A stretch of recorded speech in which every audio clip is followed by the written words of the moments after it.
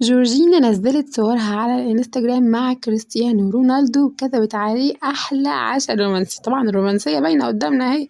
فطبعا امبارح بعد ما فسحوا العيال في الملاهي في السعودية، فطبعا اكيد جورجينا قالت لهم بقول لك يا رونالدو احنا عايزين بقى انا وانت نتعشى مع بعض عشاء ايه رومانسي سوا مع بعض. يورونا بقى طبعا دلوقتي صور العشاء، طبعا هيتعشوا باين فاكهة بس ولا ايه مش عارفة، وطبعا ورد بقى رومانسي بقى عشاء رومانسي بجد يعني. يا ريت يا جماعة تشرفونا بلايك واشتراك في القناة عشان تشوفوا كل جديد. طبعا دي صورة الصفحة بتاعت جورجينا على الانستجرام، هي حطاها هنا دلوقتي بس. وده كان احلى عشاء رومانسي بجد. بس كده كان فيديو النهاردة.